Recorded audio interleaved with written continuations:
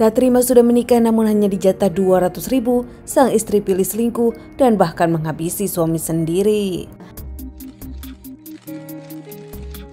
Seorang istri bernama Kori Kumulia berusia 25 tahun dan sang suami Muhammad Yusuf berusia 33 tahun. Mereka tinggal di rumah sederhana di dusun Kecamatan Langkat. Kerjaan Yusuf sendiri adalah seorang guru, sudah pegawai negeri. Sementara sang istri Kori hanya menjadi ibu rumah tangga dan menunggu uang dari penghasilan sang suami. Saling mencintai dasar pernikahan mereka, kerap mesra bahkan kemana-mana bersama. Di awal pernikahan dirinya mengaku bahagia, namun Kori menyebutkan semua berubah pasca 6 bulan pernikahan.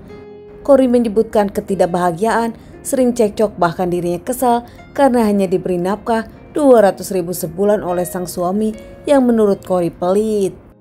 Kebutuhan rumah tangga murad marid hanya dikasih 200.000, namun Kori yang meminta lagi tak pernah diberi oleh sang suami. Sementara sang suami punya kepentingan dan punya uang sendiri, membuat Kori kesal dan marah.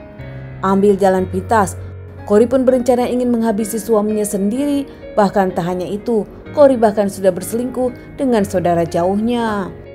Kori memang ada hubungan dengan saudara jauhnya Ganda, hingga pada akhirnya sore mengajak Ganda untuk menghabisi suami Kori karena dirinya kesal kepada Muhammad Yusuf. Di awal Ganda mengaku dirinya tak mau namun dipaksa terus-menerus oleh Kori hingga akhirnya dirinya oke.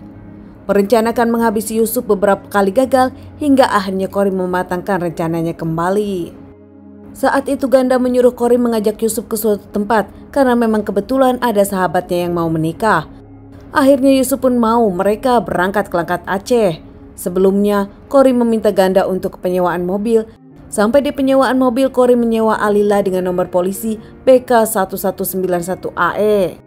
Usai menyewa mobil, Kori pun meminta suaminya Yusuf ke Mall Binjai. Yusuf datang ke mall untuk menyimpan motornya di tempat parkir.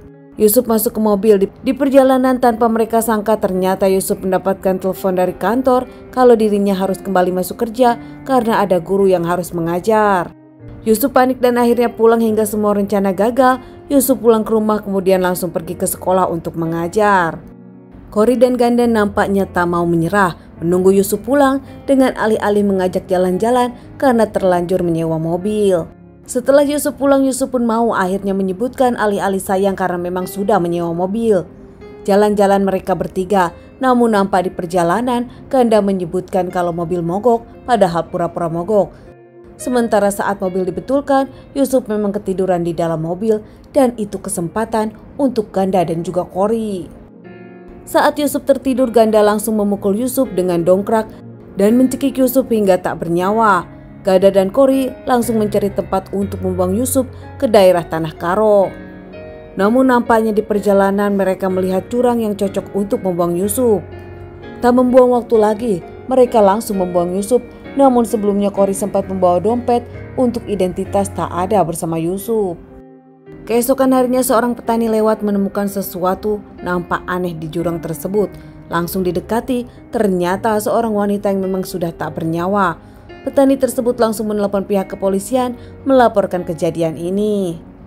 Tak lama pihak kepolisian pun datang untuk menyelidiki, bahkan langsung membawa jasad tersebut ke rumah sakit untuk dilakukan otopsi dan identifikasi korban.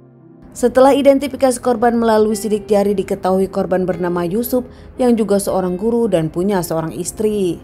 Polisi langsung menyelidiki kasus ini, interogasi keluarga dan juga sahabat serta teman-teman Yusuf. Bahkan polisi langsung cepat menemukan CCTV terakhir Yusuf berada dengan 2 orang lainnya yaitu sang istri dan juga saudara sang istri.